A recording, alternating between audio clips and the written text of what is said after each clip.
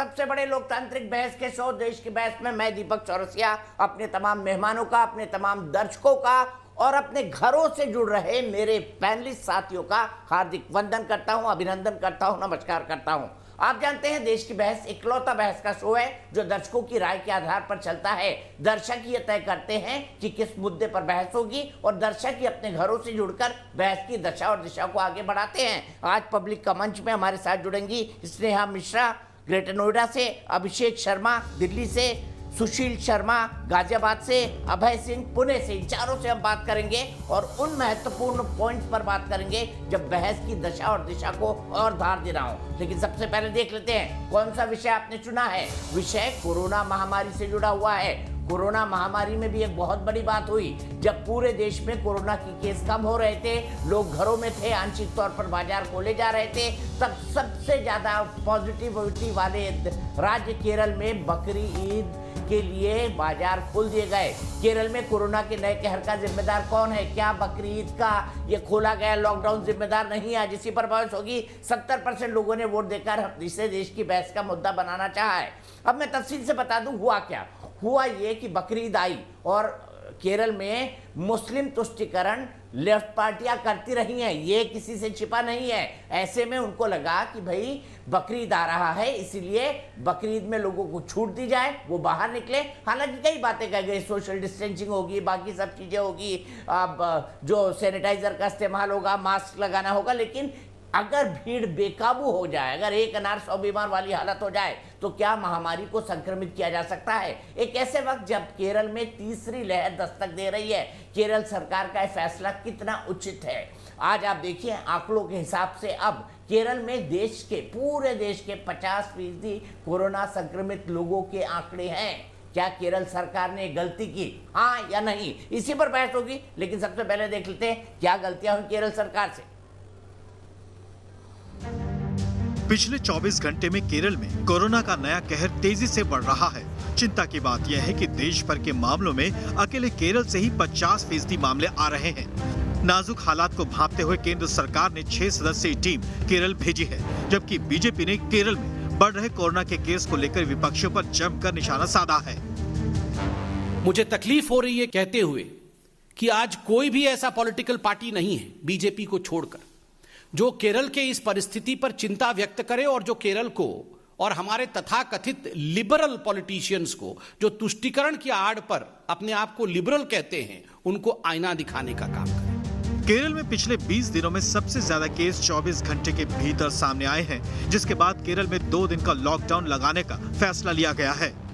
First phase के लिए केरला अच्छे कम कर दिया, अभी सेकेंड वेव के लिए एवरीथिंग कोलैप्स। दरअसल सुप्रीम कोर्ट ने बकरीद और कांवड़ यात्रा जैसे आयोजनों पर कोरोना काल के दौरान गाइडलाइन का सख्ती से पालन करने का निर्देश दिया था, लेकिन केरल सरकार ने लॉकडाउन में बकरीद के मौके पर 3 दिन की छूट दे डाली। इसे बड़ी लापरवाही के तौर पर देखा जा सकता है। जो 3.5 लाख केसेस हैं पूरे हिंदुस्तान में, एक्टिव केसेस में 37%, दैट इज 1/3 केसेस केरला में है।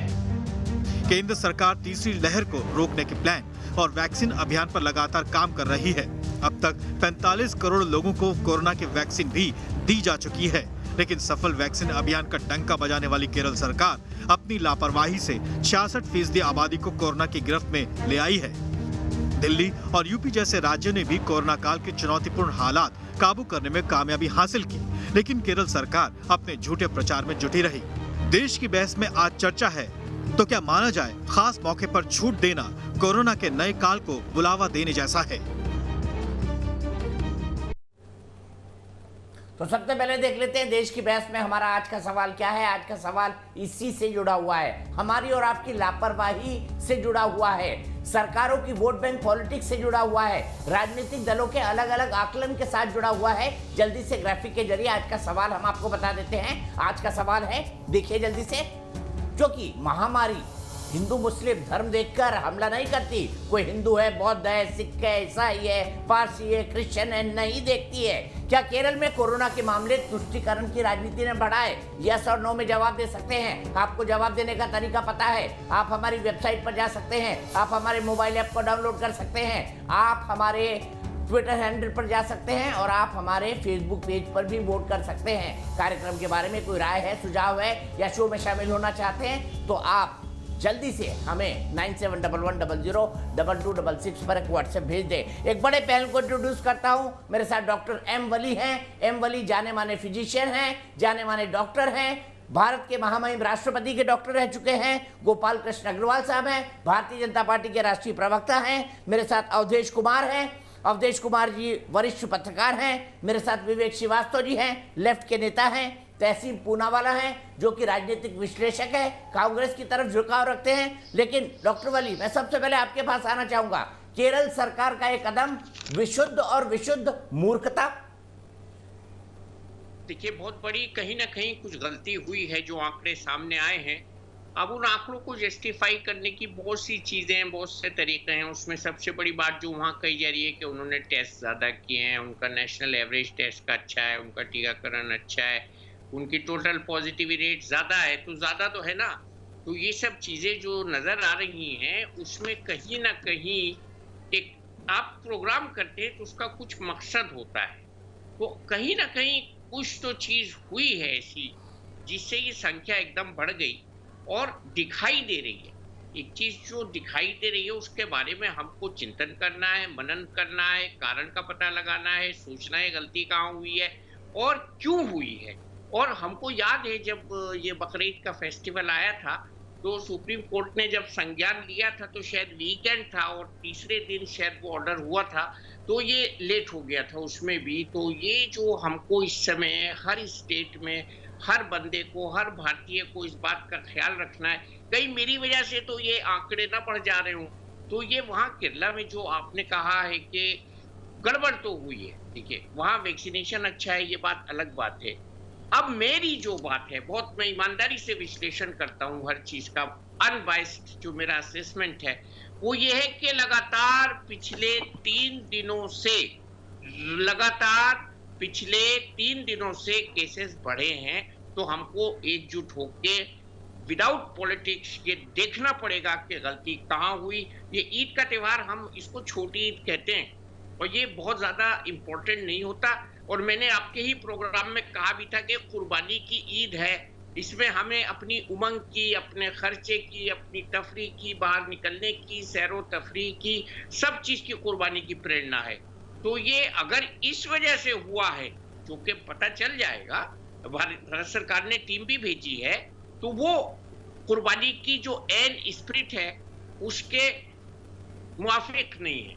तो इसको हमको देखना पड़ेगा। और आप बहुत अच्छा एनालिसिस करते हैं, आप सबकी राय लेते हैं।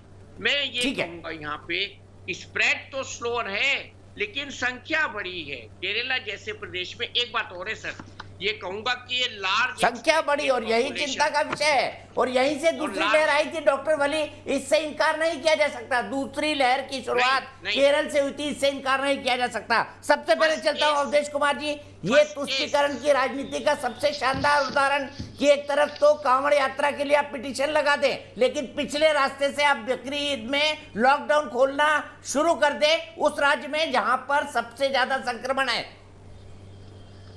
पहले मैं इसका उत्तर देने के बजाय दीपक जी, केरल में जो कोरोना के आंकड़े हैं जिन जिलों में बढ़ा है उनके बारे में अगर हम समझ ले तो बाकी बातें स्पष्ट हो जाती है। मुझे थोड़ा दुख हुआ क्योंकि डॉक्टर वली साहब बहुत स्पष्ट बोलते हैं। जिस ढंग से उन्होंने मध्यम मार्गी रास्ता अपनाया है वो दुर्भाग्यपूर्ण है। देखिए, सबसे ज्यादा केस मलप्पुरम में है, 70.9% मुस्लिम आबादी है। कोरोना से संक्रमित होने वालों को जो थोड़ा बहुत वहां के मीडिया से काम आ रहा है उसमें बता रहे हैं कि 75 से 80% मुसलमान वहां जो है इस समय कोरोना से संक्रमित है। दूसरी आबादी बिल्कुल कम हो रही है। कोझिकोड 32.5% मुस्लिम आबादी है। कोरोना से संक्रमित होने वाले करीब 70% के आसपास वहां आ रहे हैं। त्रिशूर जहां 17.9% मुस्लिम आबादी है, कोरोना से संक्रमित होने वाले 60-65% के लोग वहां आ रहे हैं। वायनाड 28.65% आपका सोर्स क्या है? आपका सोर्स क्या है? आपके आंकड़े गलत हैं। आप देश की जरा सोर्स बताइए मुझे। आप मैंने सोर्स भी बता दूंगा विवेक जी सोर्स भी बता दूंगा। आप फैक्ट बता दीजिए। मैंने भैया अरे भाई आप कैसे गलत करा दो, बोलने तो दो विवेक जी। आप जानते हो, मेरे को पहले जानते आप हो, गलत तो कह रहे हैं, बगैर आपके तथ्यों की- आंकड़े थोड़े अरे गलत हैं। सुनो ना यार, आप सुनते क्यों नहीं? बगैर तथ्यों की जांच किए मैं एक शब्द कभी टीवी पर नहीं बोलता अपने जीवन में। अगर फैक्ट गलत होते तो आप लोगों ने मेरा गला कब कर मैं आपकी बहुत इज्जत करता हूँ। वायनाड में आप सुने आप बहुत सीनियर पत्रकार हैं, मैं आपकी बड़ी इज्जत करता अच्छा हूँ। बोलने दीजिए, इज्जत बाद में कर लीजिएगा। मुझे बोलने सिर्फ देने में उनको सोर्स इज्जत ऑफ डेटा दीजिए। तो बताइए जरा। बात तो बोलने देने में उनको इज्जत दीजिए। नहीं अच्छा, मैंने एक ही चीज पूछी है, डेटा कहाँ से लाए हो? अरे भाई ये तो डेटा कहाँ से लाए हैं आप, ये बता दीजिए सर। मुस्लिम, अरे सुनिए ना, कासरगोड में 37.24% मुस्लिम आबादी है 2011 की जनगणना के अनुसार। इसमें तो कोई दो मत नहीं है। जिन लोगों ने इस समय वहां आप इन्फेक्शन का डेटा कहाँ से लाए? अरे आप सुनिए ना, पॉजिटिव रेट का डेटा किस सोर्स से लाए, बताइए ना अरे सर। भाई बहुत सारे लोगों ने जो जिला में काम किया है, अलग अलग संगठनों ने, उन्होंने जुटाने की कोशिश आपका की है। डेटा गलत है। कितने लोग आ रहे हैं, आपका डेटा गलत है। कितने लोग आ रहे हैं, उनके रिलीजन क्या है? अरे उनको मुसलमान हमारे भाई हैं यार, उनको मरने दोगे क्या? अब बीच में ये टोक-टोक ऐसे के देखिए, राजनीति से हम कर हवाई रहे हो। किले की बात नेशनल टीवी पे ना करें। नहीं है, सुन लो आप। ये दीपक जी ये बात बार-बार टोकेंगे तो मैं मैं इनको आपको बोलने टोक नहीं रहा, दूंगा। आप ये सोर्स विवेक बता नहीं पा श्रीवास्तव का रहे। ये तरीका ठीक आप नहीं है। सोर्स बता ये दीजिए सर, तरीका- मेरा एक ही छोटा विवेक सवाल है। श्रीवास्तव- नहीं विवेक श्रीवास्तव जी, Infected शांति से बात लोगों सुन का लीजिए। डेटा आप वैसे कहाँ भी से शो लाए? में सबसे ज्यादा आप बोलते हैं, वैसे भी शो में सबसे ज्यादा आप बोलते हैं। कंक्लूड करिए, बीच में मत टोकिए। कंक्लूड करिए अवधेश कुमार जी, कंक्लूड करिए। विवेक जी शांत हो जाइए प्लीज, मैं किसी को ऑडियो कम करना नहीं चाहता। अवधेश जी देखिए दीपक जी, कुछ मायनों में हमारे भारत से ज्यादा दुर्भाग्यशाली देश कोई है ही नहीं। देश महामारी से तबाह हो जाए, समाज मजहबी कट्टरवाद की भेंट चढ़ता रहे, मजहब के नाम पर कानून की धज्जियां उड़ता रहे, लेकिन सेकुलरिज्म की नींद की गोली ऐसी है कि अगर इसमें मुस्लिम कारक हो तो हम आंखें मूंद लेते हैं। अरे वो हमारे नागरिक हैं, हमारे भाई हैं, उनका कल्याण इसी में है कि कुछ भूले हो रही हैं तो बोलो। अब बहुमत का वोट है। अब इस बार तो वहां के एलडीएफ सरकार विवेक श्रीवास्तव की जीती है, उसका मानना यह है कि मुसलमानों के बड़े वर्ग ने यूडीएफ के बजाय हमको वोट दिया है, इसलिए उन्होंने बकरीद पर ढील दे ली। सुप्रीम कोर्ट ने कहा कि अनुचित है, संक्रमण बढ़ेगा तो हम कार्रवाई करेंगे। मुझे अब क्या बोलूं सुप्रीम कोर्ट पर? कांवड़ यात्रा पर तो स्पष्ट फैसला आता है, इस पर स्पष्ट फैसला नहीं आता है। मुसलमानों में भी ऐसे लोग हैं जो मानते थे कि बकरीद पर रोक लगनी चाहिए, ये बिल्कुल ठीक है। बकरीद अब आप शब्द रिपीट कोर्ट कर रहे हैं, ने मैं यूज विवेक नहीं श्रीवास्तव के बाद चलता हूं। विवेक श्रीवास्तव जी, अगली बार 20% और ज्यादा मत मुसलमानों को मिलेंगे, आपको बताइए। जी अब आपने तो सुप्रीम कोर्ट को भी ठगा दिखा दिया, पहले उनके तो भी आप निर्देशों की निर्णय ले मान्यता नहीं लीजिए रखी। दीपक भाई की कम्युनिस्ट मुसलमानों के नहीं आप अरे भाई नहीं ऐसा कुछ नहीं है। हम सुप्रीम कोर्ट का बड़ा आदर करते हैं, लेकिन पहले आप निर्णय कर लीजिए कि कम्युनिस्ट जो है वो मुसलमानों के साथ हैं या उनके खिलाफ हैं। कहीं तो आप मुझे ले जाते हैं, देखिए चाइना में साहब मुसलमानों के साथ एक अग्रेशन चल रहा है, तो सारे कम्युनिस्ट मुसलमानों के खिलाफ हो जाते हैं। और आज आप चाइना में मारते हैं ना आपके, उस पर आऊंगा, उस डिस्कशन पर मैं आऊंगा। मार्क्सवाद में तुष्टीकरण की कोई जगह नहीं है। भारत में आप मुसलमानों का तुष्टीकरण करते हैं, दुनिया के ज्यादातर हिस्सों में करते हैं, चाइना को छोड़कर पूरी दुनिया जानती है। अग्रवाल साहब बता देंगे मुझे इस बात को अभी थोड़ी देर में। चलिए, अब चाइना आप इतना बढ़िया अगर चाइना है तो येचुरी साहब अगर चले गए उनके वेबिनार में तो भी आपको आपत्ति हो जाती है साहब, तो आपको आपत्तियां ही आपत्तियां हैं। अब आप सुने ध्यान से, अब उस पर भी बात करेंगे। पहले केरल निपटा लेते हैं, केरल में आप डिफेंसलेस हैं, पहले केरल निपटा लेते हैं, फिर बात करेंगे चाइना में क्यों गए आपके नेता, फिर बात करेंगे चाइना में क्यों गए आपके नेता। बिल्कुल, पहले केरल में जवाब दीजिए। जी अब जो हाँ नहीं अब आप सुने, पहले सर सुने, मैंने इसीलिए आपको कहा ना मार्क्स, मैंने इसलिए वेबिनार का नाम लिया क्योंकि मैं आपको बताना चाहता हूं कि मार्क्सवाद एक इंटरनेशनल यूनिवर्सल इकोनॉमिक थ्योरी है।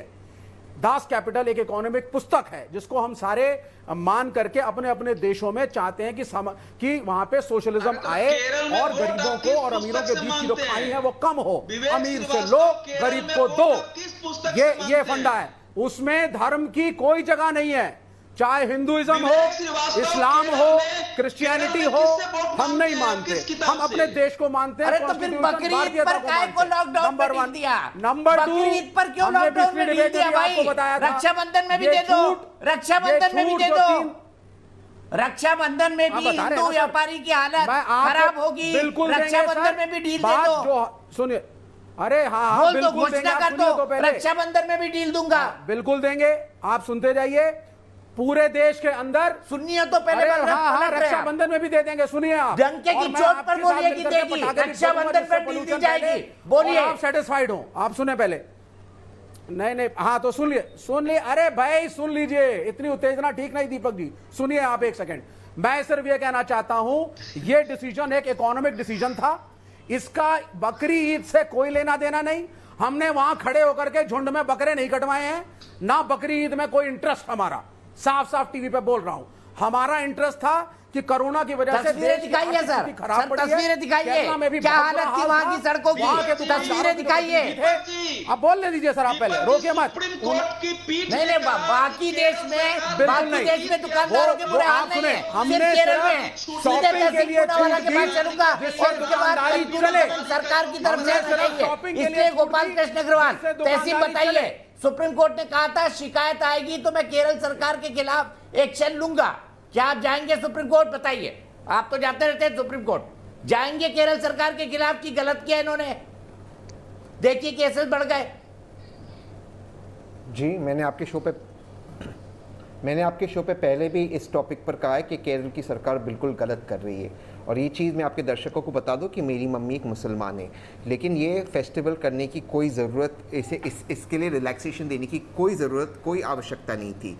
इससे दो नुकसान हुआ है। एक तो कोविड के केसेस बढ़े हैं, जो मैंने आपके शो पे पहले ही बताया था कि इससे बढ़ेंगे कोविड के केसेस।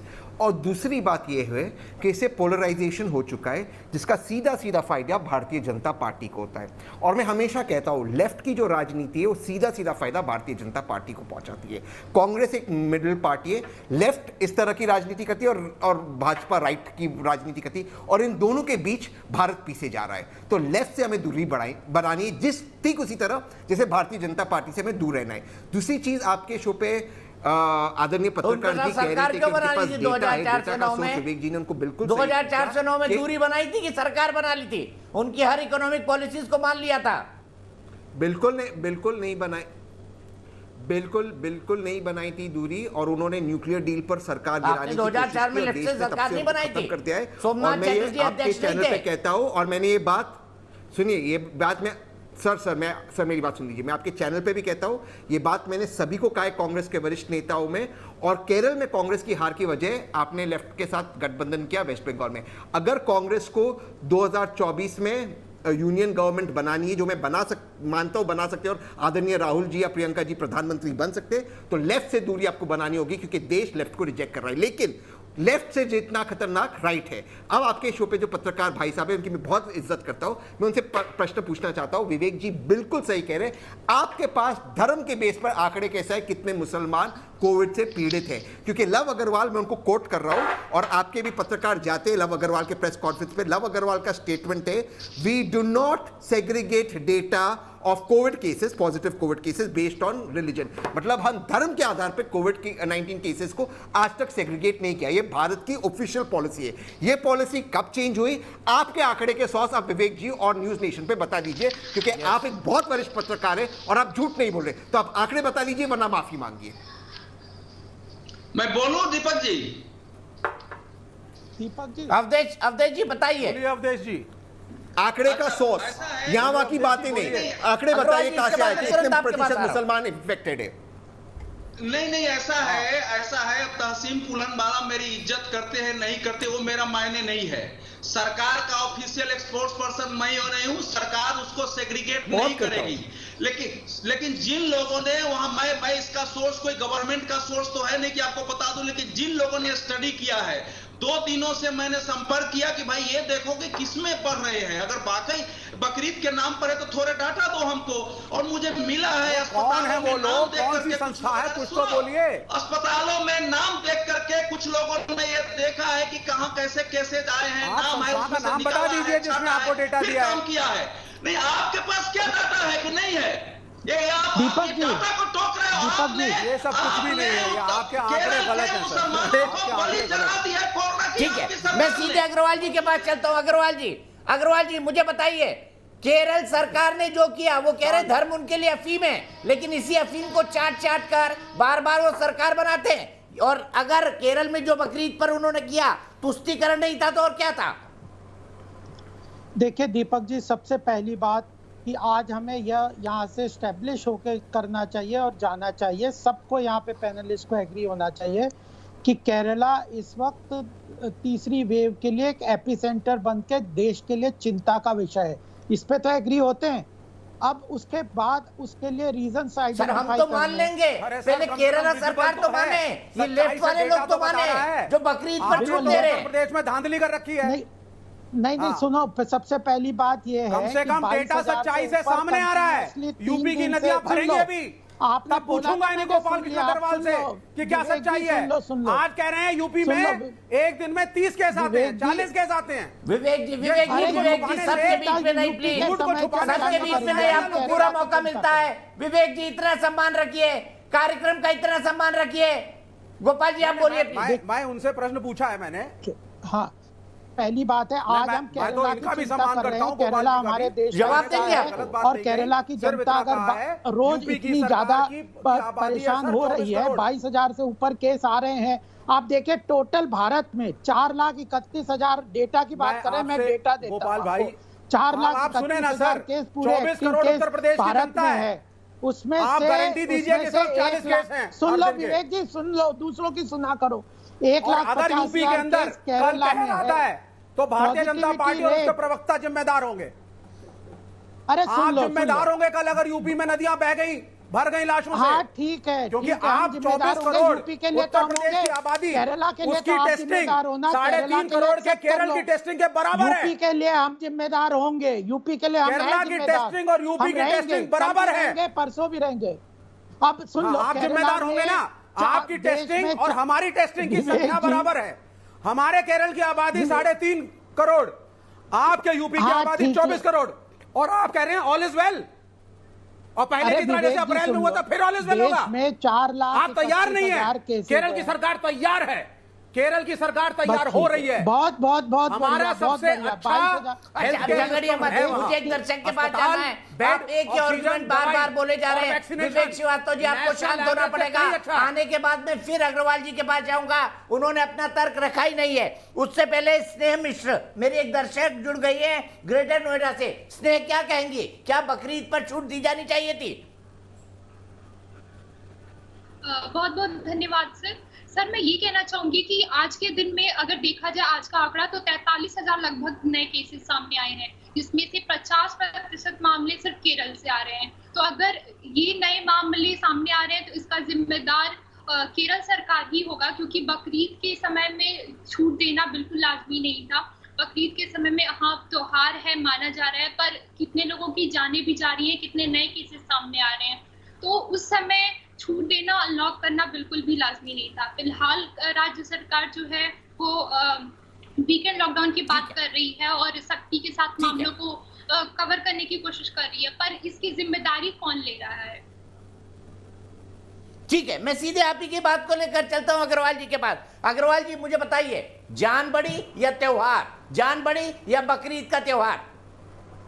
देखिए केरला ने दिखा दिया कि उनके लिए जान बड़ी से ज्यादा त्योहार बड़े हैं, क्योंकि वह वोट बैंक की पॉलिटिक्स करना चाहते हैं, अपीजमेंट की पॉलिटिक्स करना चाहते हैं। पहली बात है, मई में केरला में 43,000 से ऊपर केस थे, उसके बाद जून में वो घटने लगे, और उसके बाद जब घटने लगे, पूरे देश के साथ घटने लगे, तो फिर इन्होंने ईद को सुप्रीम कोर्ट की जो तकरीर है उसको भी नजरअंदाज करके ईद के समय पे अपीजमेंट की पॉलिटिक्स को ध्यान में रखते हुए वहां पे सारे केरला में फेस्टिविटी खोल दी, और उसके कारण बढ़ने लगे। पूरे देश में 4,31,000 केस, पूरे देश में 4,31,000 एक्टिव केस है, उसमें से 1,50,000 केस केरला में है। 50% अभी एक वक्ता ने, अभी आपके श्रोता ने क्या बताया, 50% अगर केस देश में है और कंटिन्यूअसली 3 दिन से वो केस हो रहे हैं, 150 से ऊपर डेथ रोज हो रही है, पॉजिटिविटी रेट 10% से ऊपर है। डेटा तो आपके सुनने की शक्ति नहीं है ना, आप तो बस चापलूसी करते रहो और थूक के चाटते रहो, वो करते रहो, आप अफीम खा के बैठे रहो केरला की डेटा मैं जनता को आपको सुनाता त्रासदी हूं, में डाले जा रहे डेटा हो। मैं आपको अपने सुनाता पे हूं। खाते रहो और चाइना 24 के करोड़ तलवे के उत्तर चाटते रहो। प्रदेश में कितनी टेस्टिंग चाटते कराई है रहते हो, आपने? तलवे चाइना के तलवे चाटते बताइए ना। रहते हो और बस छाता लेके चाइना पे घूमते हो पहुंच गए, भारत चाइना में। पाकिस्तान पे और चले यहाँ जाओ, पे आप कहते हो नेहरू कि पे हम चले धर्म जाओ। को नहीं मानते। ये धर्म जब को तथ्य नहीं नहीं है मानते तो तो इसी पे विलीप जाओगे। के टाइम पे क्यों खोला? यूपी के आंकड़े क्यों दो ना खोला मुझे। बताओ, विवेक जी बताओ। ठीक क्यों है, खोला मैं सीधे यूपी एक के सवाल टाइम पे आप? तहसीन हम पूनावाला केरला से लेता का हूँ। हमले। विकास जवाब श्रीवास्तव कुछ है नहीं। अपने मतलब का झगड़ लिया है। विकास श्रीवास्तव सुनिए अपने सर, मतलब का मैंने झगड़ लिया है। तहसीन प्रश्न पूनावाला मुझसे जी, पूछा है, मुझे मैं उत्तर आपसे देने जानना दीजिए चाहता हूँ, सुप्रीम मैंने- कोर्ट ने साफ साफ कहा था कि अगर कोई गलती हुई, तहसीन पूनावाला नहीं, विवेक नहीं, तहसीन पूनावाला, विवेक हर किसी की टर्म पे अपने बारी का बोल लेते हैं, इसलिए मैं तहसीन पूनावाला के पास जा रहा हूं। तहसीन पूनावाला जी मुझे बताइए, सुप्रीम कोर्ट ने कहा कि कोई मसला अगर ये फिर हमारे साथ भाई, आएगा, गोपाल जी अगर ने कोई प्रश्न तो गड़बड़ी मुझसे हुई पूछा। तो हम इस पर सख्त गोपाल एक्शन जी ने लेंगे। प्रश्न मुझसे क्या पूछा। तहसीन पूनावाला एक सुप्रीम कोर्ट एक्टिविस्ट केरल सरकार की इस गलती को फ्लैग करते हुए सुप्रीम कोर्ट जाएंगे कि सुप्रीम कोर्ट केरल सरकार को सेंसर कर सके? सर मैं देखूंगा इसमें पिटीशन कैसा बनता है, बट सर लेकिन सुप्रीम कोर्ट को ये मामला, क्योंकि सुप्रीम कोर्ट ऑलरेडी इस मामले को सुन रहा है और सो मोटो सुन रहा है, इसमें इसलिए लोकस नहीं बनेगा, लेकिन माननीय सुप्रीम कोर्ट को इसका संज्ञान लेते हुए जरूर केरल की सरकार को फटकार लगाना चाहिए, शायद पेनल्टी भी लगाना चाहिए। लेकिन इसी के साथ मैं विवेक भाई की और एक बात से पूरी तरह से इत्तेफाक रखता हूं कि आप केरल का टेस्टिंग और यूपी का टेस्टिंग देख लीजिए। सर यूपी में कहते हैं 18 नए केस निकले, सर यूपी में टेस्टिंग ही नहीं हो रही है। तो सर कहीं ना कहीं केरल पे फटकार लगनी चाहिए, लेकिन यूपी में सरकार को डिसमिस करना चाहिए जिस तरह से यूपी ने कोविड को हैंडल किया है। सर आदित्यनाथ जी पूरी तरह से फेल हो चुके हैं।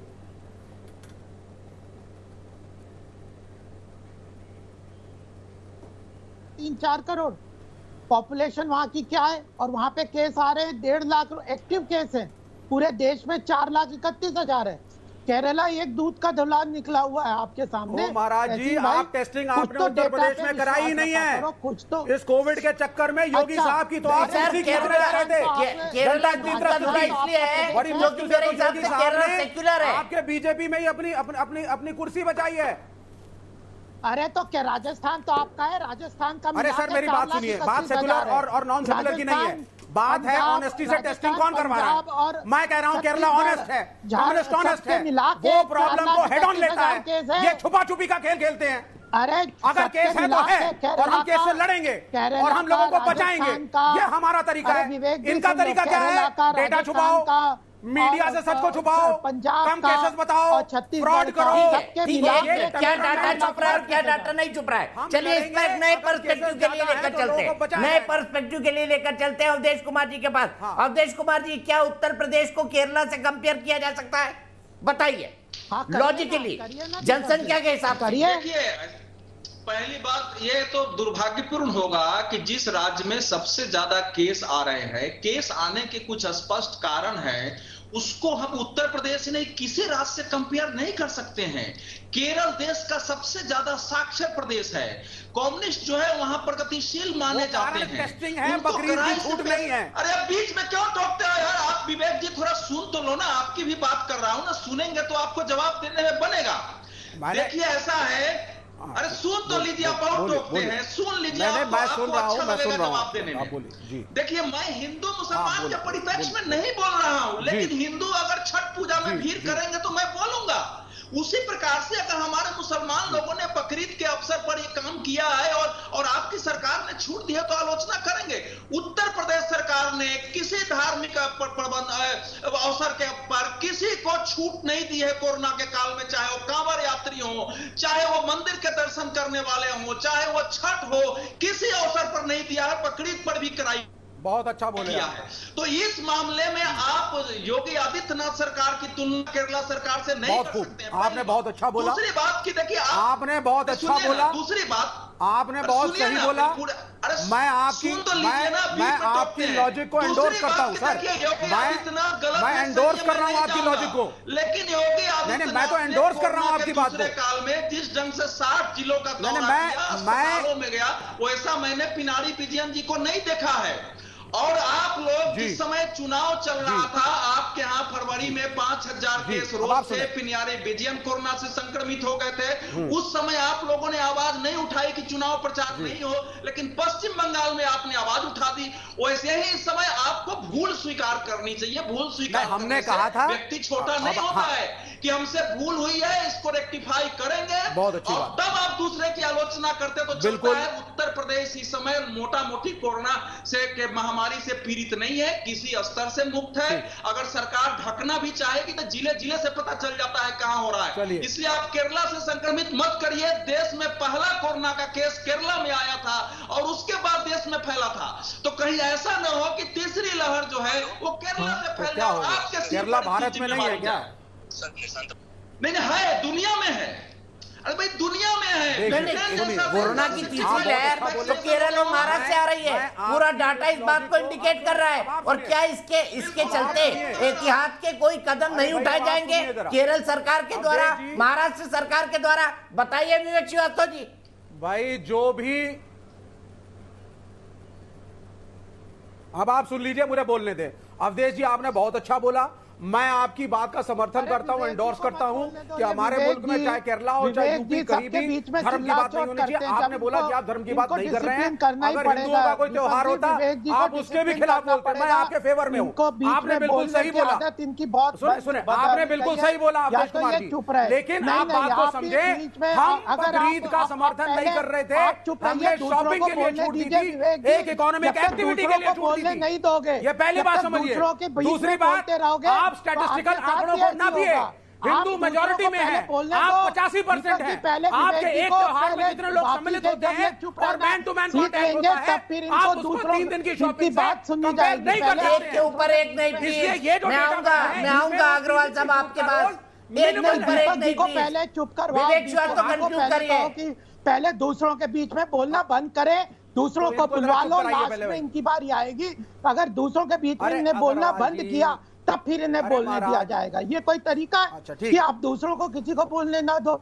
हाँ, अब सीधे अग्रवाल साहब के बात चल रहे हैं। देखिए, सबसे सभ्य सौम्य और जेंटल व्यक्ति नाराज हो रहा है। विवेक श्रीवास्तव जी, गलत काम तो आप करते हैं, पैनल पे हर किसी के बीच में बोलते हैं। अब मुझे आप बताइए, क्या जिन 2 राज्यों से लहर आई, केरल और महाराष्ट्र, पहली और दूसरी, उन 2 राज्यों की जिम्मेदारी तय नहीं होनी चाहिए? क्या कहेंगे अग्रवाल जी?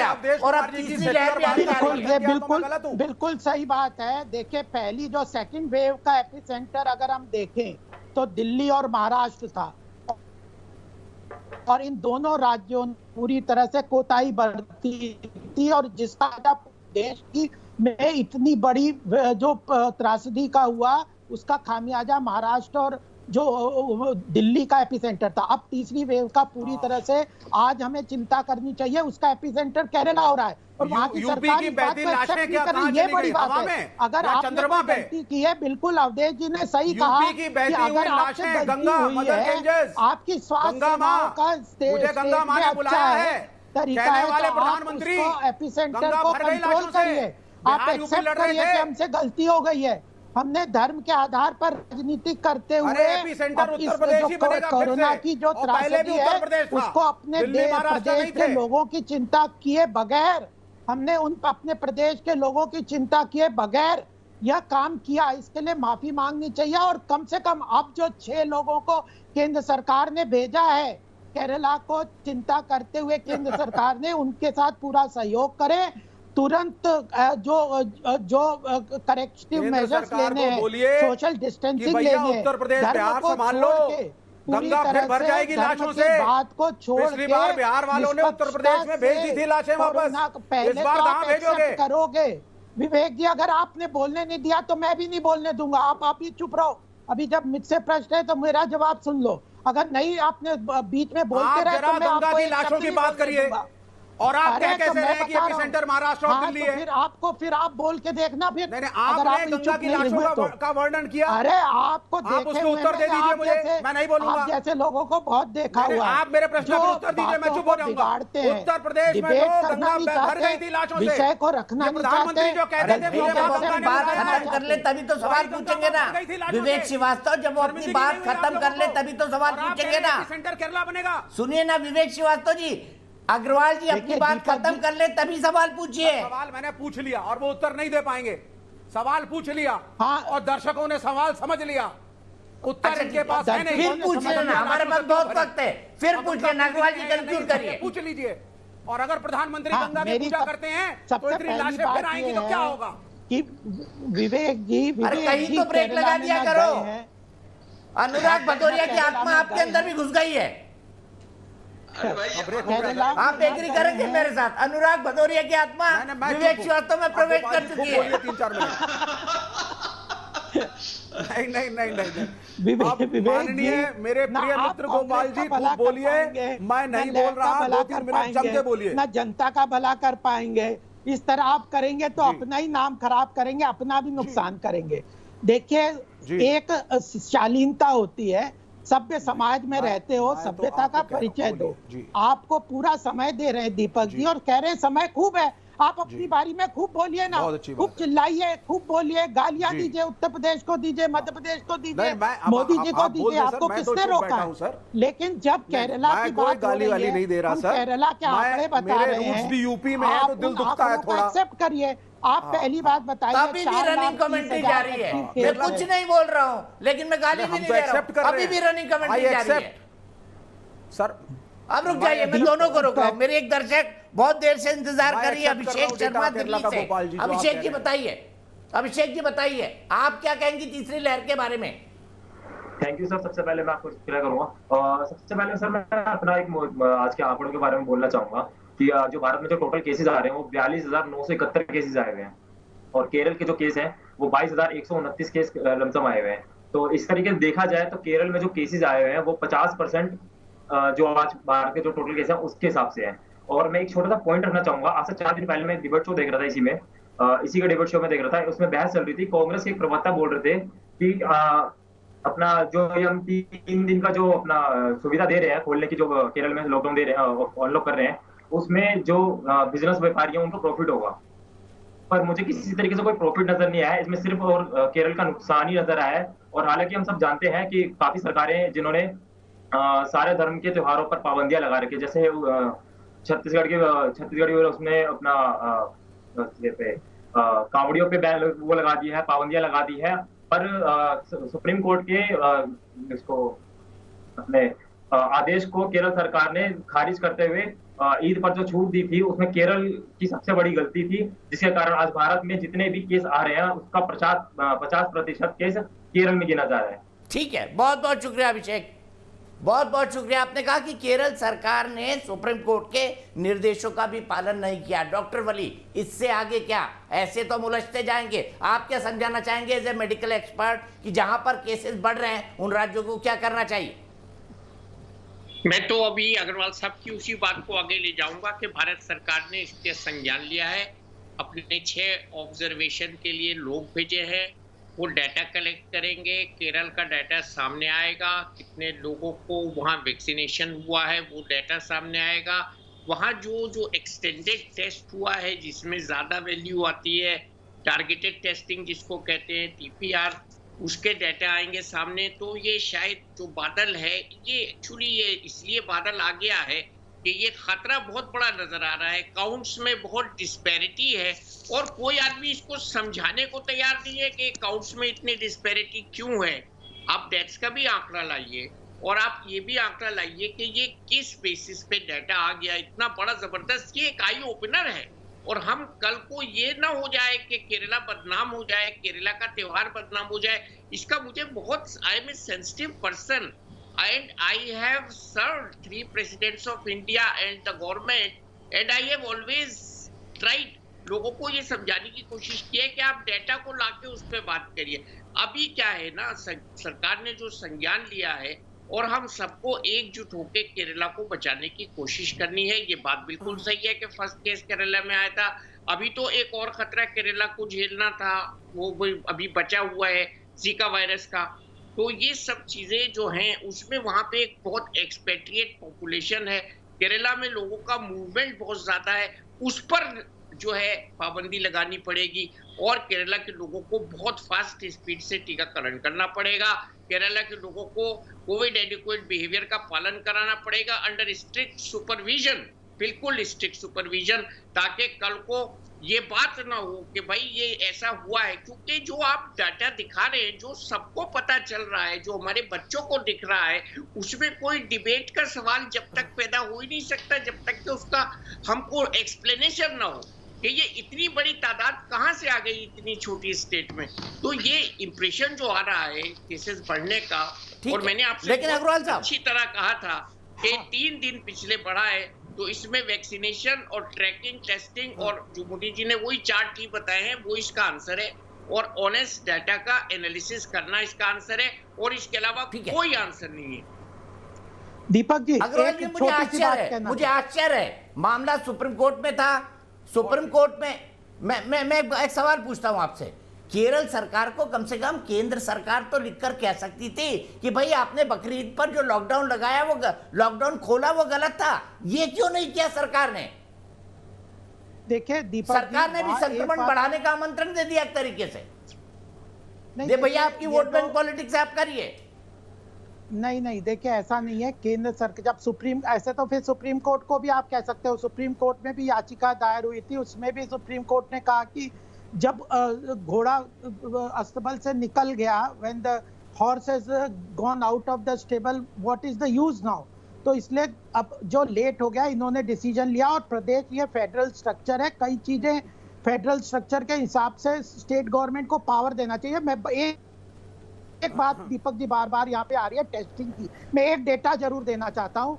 3 जून से 7 जून तक केरला में 1,11,000 रोज टेस्टिंग हो रही थी, और वह 22 से 28 जुलाई को 13% घट के 96,500 टेस्टिंग हर रोज होने लग गई। तो ये जो बार बार कह रहे हैं कि केरला में ज्यादा टेस्टिंग हो रही है, केरला में ज्यादा टेस्टिंग हो रही है, 13% घट गई है जून और जुलाई के अंत में, बीच में।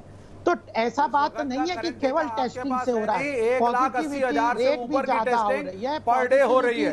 रेट क्यों ज्यादा आ रहा है? समझे सर, रेट का मतलब होता है efficacy of testing is more in Kerala. अगर आप डेटा की बात करेंगे तो डेटा मैं आपको सुना दूंगा। मतलब है विवेक जी, कुछ तो statistics sir, efficiency of detection is more in Kerala. Positivity rate का मतलब होता है कि 100 लोगों को आप टेस्ट, मैं स्टैटिस्टिक दे देता हूं, आप सुन लीजिए।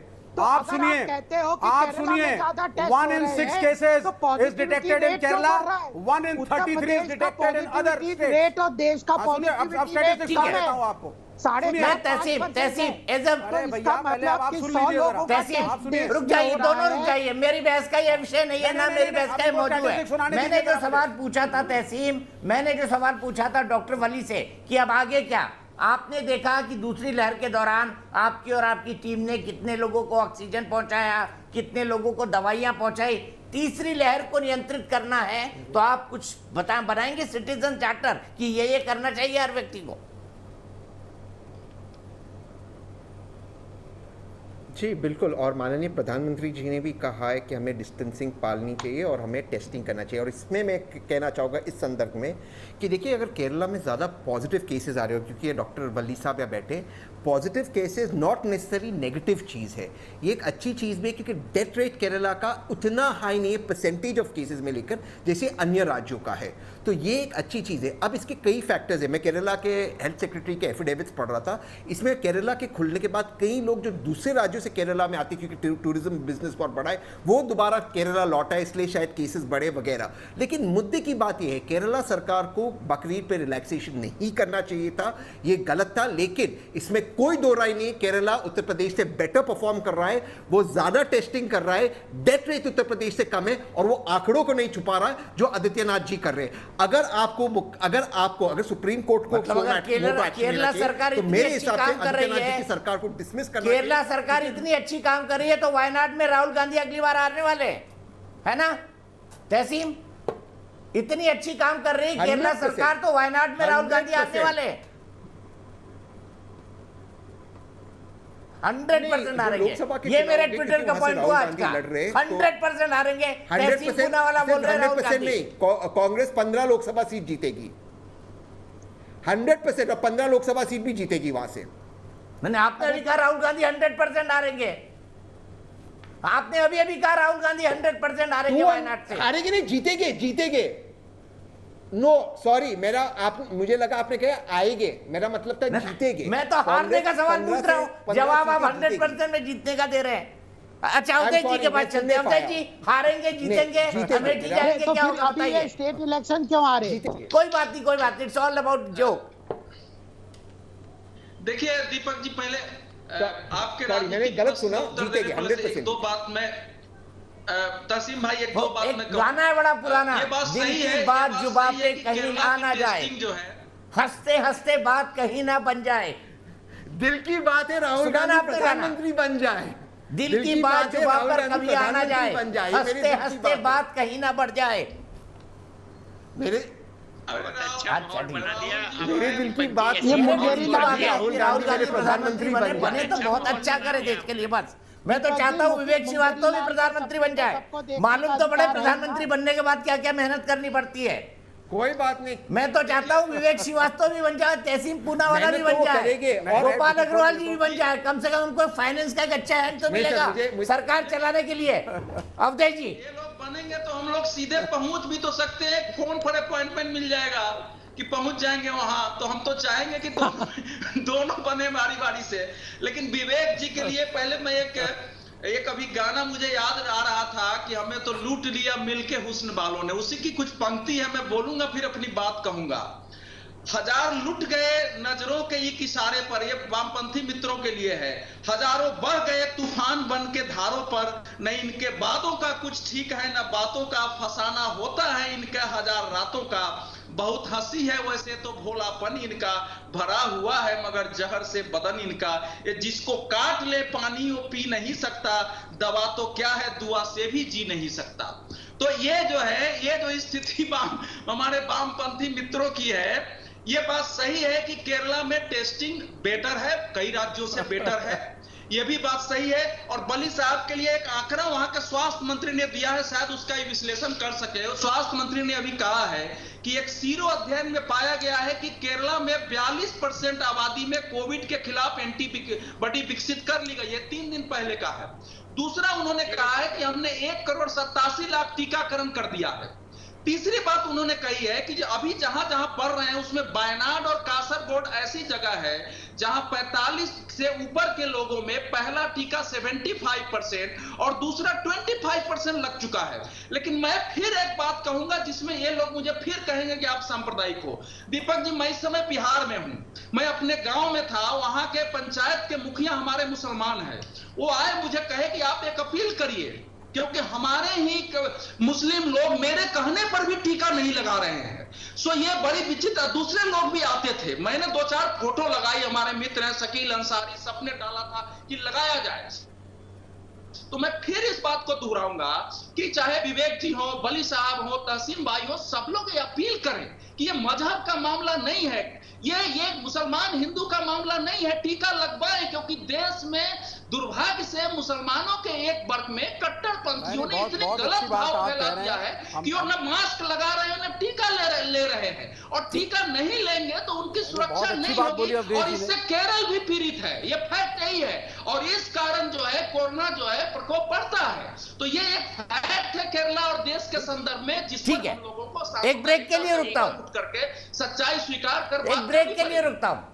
लेकिन जब शेरो शायरी चली गई है तो मैं भी एक शेर विवेक श्रीवास्तव जी के नजर कर देता हूं। विवेक श्रीवास्तव, विवेक जी इजाजत है? बोलिए सर, आज लोग मुझ पे ही बोल रहे हैं। बोलिए साहब।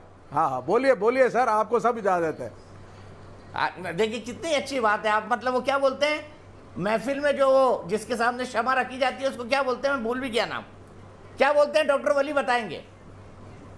जो सदर होता है, मुशायरे की सदारत करता है, एक तो उसके सामने रखी जाती है। मैंने तो क्षमा आपके सामने रखी हुई है। उनके देखे से मैं विवेक श्रीवास्तव जी के लिए बोल रहा हूँ, उनके देखे से जो आ जाती है चेहरे पे रौनक, वो समझते हैं बीमार का हाल अच्छा है। आप बोलिए साहब, बोलिए। अच्छा, नहीं, महफिल की जान हमारे लिए की है, हमारे ऑलराउंडर विवेक श्रीवास्तव भाई। किसी भी बॉल पर, किसी भी स्टेडियम में, किसी भी सेटिंग पर, आगे पीछे दाएं बाएं, आप हॉकी के बॉल से क्रिकेट का चक्का भी मार सकते हैं। इसलिए ब्रेक के लिए रुकता हूं, सब मजाक की बातें। Thank you.